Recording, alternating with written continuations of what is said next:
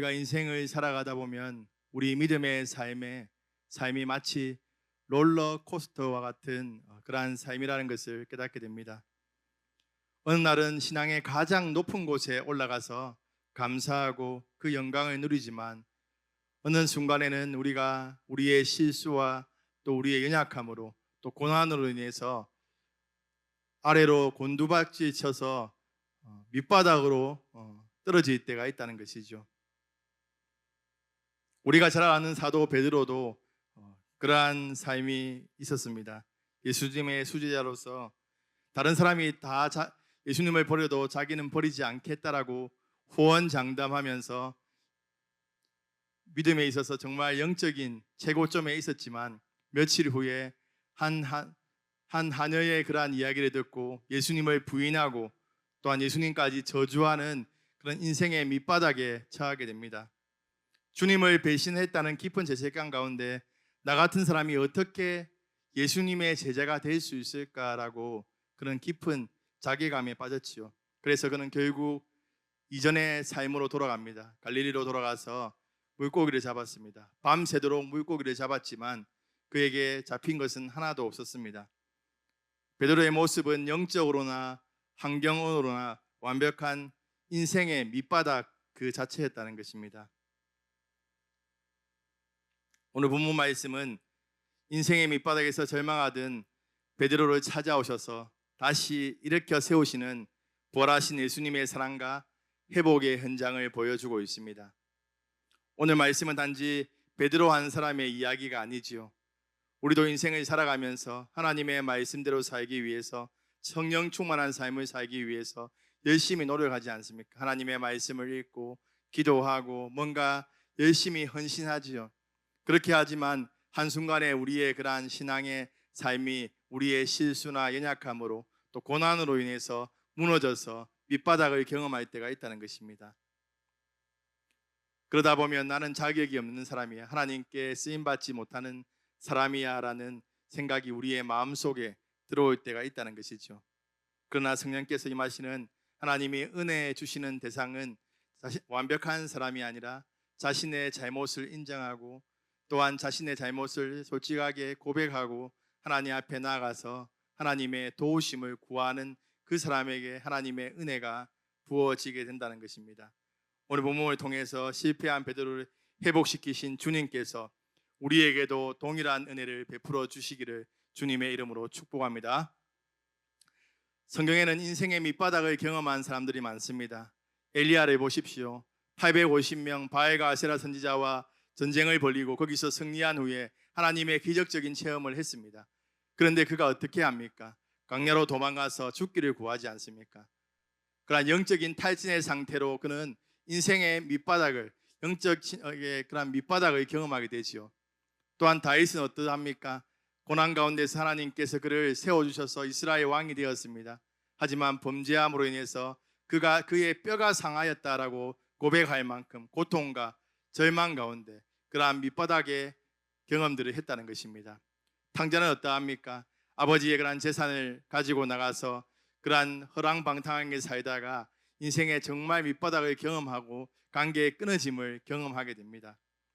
오늘 본문에 나오는 베드로도 그러한 삶을 살았지요. 주님을 부인한 죄책감과 깊은 절망감 속에 갈릴리 바다로 돌아갔습니다. 그러나 이들에게 한 가지 공통점이 있습니다. 하나님은 그들의 밑바닥을 인생의 끝으로 여기지 않았다는 것이죠. 그들의 밑바닥의 인생을 다시금 회복시켜 주셔서 하나님의 사명을 맡겨주셨다는 것입니다. 하나님은 실패한 사람을 버리시는 분이 아니라 은혜로 회복시켜서 다시 하나님의 뜻을 이루는 사람으로 세우시는 분입니다. 오늘 본문은 바로 그 은혜를 보여주고 있는 것입니다. 모든 것이 끝났다고 갈릴리 바다로 가서 물고기를 잡던 그 베드로를 예수님은 다시 찾아오셨고 그의 실패를 회복시키시며 새로운 사명의 자리로 불러주셨습니다. 특별히 베드로는 엘리야처럼 영적으로 지쳐 옛 삶의 자리인 갈릴리 바다로 돌아갔습니다. 다윗처럼 주님을 부인한 죄책감과 수치심에 사로잡혀 있었습니다. 탕자처럼 더 이상 주님의 제자라 불릴 자격이 없다는 깊은 자괴감에 빠져 있었습니다. 베드로에게 갈릴리 바다는 단순히 고기 잡는 곳이 아니었습니다. 실패한 인생이 다시 과거로 돌아간 자리였고 모든 것이 끝났다고 생각했던 절망의 자리였다는 것이죠. 바로 그 절망의 자리에 예수님께서 찾아오셨다는 것입니다. 이것이 바로 복음입니다. 우리는 주님을 떠나 밑바닥으로 내려갈 수 있지만 주님은 우리를 포기하지 않으시고 우리가 있는 그 자리까지 찾아오신다는 것입니다. 예수님은 베드로를 단지 위로하는 것으로 끝내지 않지요. 그를 다시금 회복시켜서 그에게 다시 그 사명을 감당할 수 있는 사람으로 세우셨던 것입니다. 그 절망의 자리, 갈릴리의 절망의 자리에 있던 그 베드로를 다시 회복시켜 주셔서 성령으로 충만케 해서 복음을 전하는 사명을 다시 감당하도록 이끌었다는 것입니다. 오늘 본문 말씀은 인생의 가장 낮은 자리까지 내려간 베드로를 예수님께서 어떻게 회복시키시는지를 보여주고 있습니다. 베드로는 영적 침체와 죄책감, 더 이상 제대로 살아갈 자격이 없다는 깊은 절망 속에 있었습니다. 그런 베드로를 예수님은 포기하지 않으시죠. 오히려 그가 돌아가 있던 갈릴리 바다까지 직접 찾아오셔서 다시 그를 일으켜 세웠습니다. 예수님이 회복시키시는 방법은 참으로 흥미롭습니다. 첫 번째로 지친 영혼을 은혜로 회복시킵니다.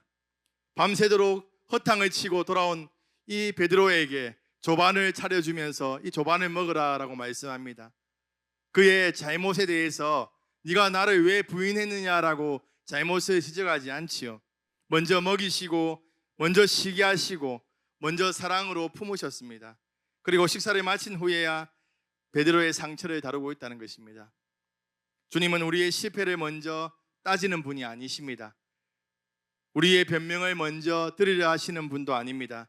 지친 몸과 마음을 먼저 품으시고 다시 살아갈 힘을 주시는 분이라는 것이죠. 혹시 여기에 모인 성도님들 중에 인생의 밑바닥을 경험하고 있는 분들이 있습니까?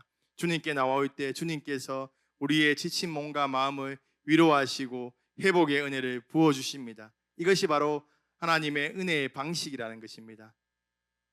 지친 영혼이 회복될 때 비로소 성령께서 역사하실 자리가 마련된다는 것입니다. 하나님은 지친 영혼을 먼저 품으신 후에 그 영혼을 성령으로 새롭게 하신다는 것입니다. 둘째, 상한 마음을 사랑으로 치유하십니다. 식사를 마친 후에 예수님께서는 베드로를 향해서 내가 나를 사랑하느냐라고 3번 물으시죠. 3번 물으신 것은 이 베드로가 예수님을 3번 부인했지 않습니까?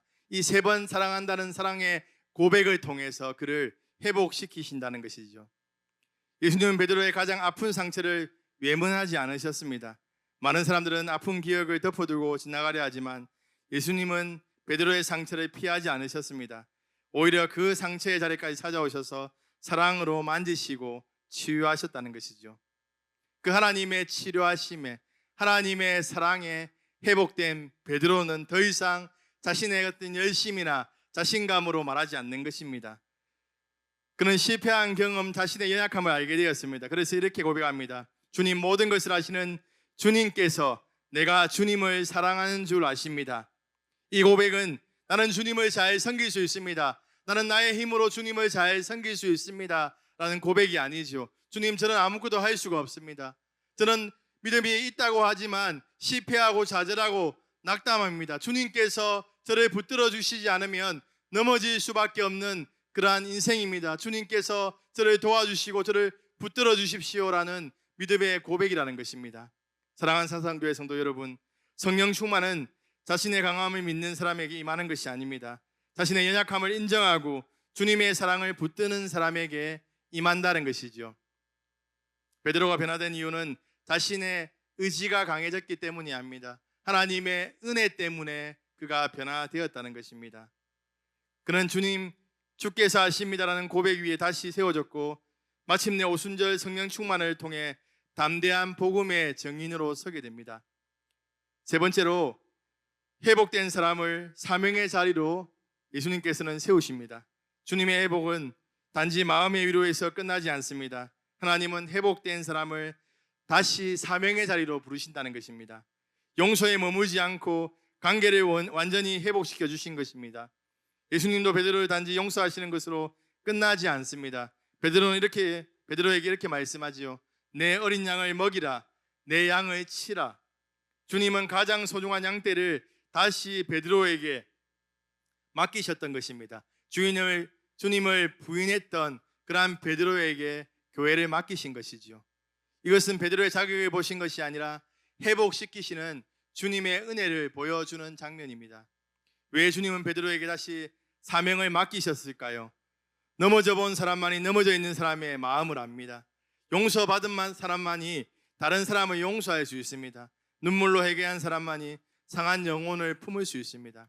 하나님은 실패한 사람을 버리시는 분이 아니라 은혜로 회복된 사람을 통해 다른 사람을 살리시는 분이라는 것이죠. 더 나아가 주님은 베드로에게 사명을 맡기신 것이 아니라 사명만 맡기신 것이 아니라 그 사명을 감당할 수 있는 능력까지도 부어주시지요. 오순절 성령 강림 사건을 통해서 이 베드로가 수많은 사람들 앞에서 자신을 대적하는 수많은 사람들 앞에서 복음을 담대하게 전하지 않습니까? 한 하녀의 그러한 말에 예수님을 모른다고 부인했던 그 베드로가 성령의 충만함을 힘입고 이러한 하나님의 사명을 감당했던 것입니다. 사랑하는 사상교회 성도 여러분, 하나님은 우리의 실패로 우리의 사명을 끝내지 않으십니다. 오히려 실패를 통과한 사람을 더 깊은 긍휼과 더 큰 은혜의 통로로 사용하신다는 것입니다. 상처가 끝이 아니라 사명이 되는 것, 이것이 주님의 회복입니다. 마지막으로 예수님은 베드로에게 그의 앞날을 말씀하시면서 다시 명령하십니다. 나를 따르라. 이 말씀은 단순히 다시 시작하라는 명령이 아닙니다. 실패했던 베드로를 다시 제자의 자리로 부르시는 회복의 초대였습니다. 그 초대는 결국 성령 충만한 삶으로 이어졌습니다. 베드로는 더 이상 자신의 열심과 자신감을 의지하지 않았습니다. 오순절에 성령께서 임하셨을 때 그는 완전히 새로운 사람이 되었다는 것입니다. 혹시 지금 인생의 밑바닥에 서 계신 분이 있습니까? 엘리야처럼 모든 것이 지쳐서 내려놓고 싶은 그러한 분들이 계십니까? 또한 다윗처럼 죄책감 때문에 마음이 무너지고 있는 분들이십니까? 탕자처럼 나는 더 이상 자격이 없어 라고 생각하며 하나님과 멀어져 있는 그러한 분들이 있습니까? 우리가 밑바닥의 인생에 있을 때 주님께서 우리를 찾아오셔서 우리의 손을 잡으시고 우리를 위로하시고 우리를 세워주신다는 것을 기억하십시오. 이 밑바닥은 우리의 절망의 자리가 아니라 하나님의 은혜가 임하는 자리라는 것입니다. 우리의 인생의 밑바닥에서 주님께서 우리에게 손을 내미시고 새로운 역사를 펼쳐서 우리를 다시 회복시키시고 하나님의 사람으로 세워주신다는 것을 기억하십시오. 갈릴리의 눈물은 오순절의 능력이 되었습니다. 숲불 앞에서 울던 사람이 성령의 불 앞에서 담대히 복음을 전하는 사람이 되었습니다. 우리의 밑바닥은 끝이 아닙니다. 그것이 바로 주님을 가장 깊이 만나는 자리이고 성령께서 새롭게 하시는 자리라는 것입니다. 그러므로 실패보다 크신 주님의 사랑을 믿으시기 바랍니다. 연약함보다 크신 성령의 능력을 의지하시기 바랍니다. 오늘도 우리를 찾아오시는 주님의 손을 붙들고 성령 충만함으로 다시 일어나 끝까지 주님을 따르는 저와 여러분 되시기를 주님의 이름으로 축복합니다.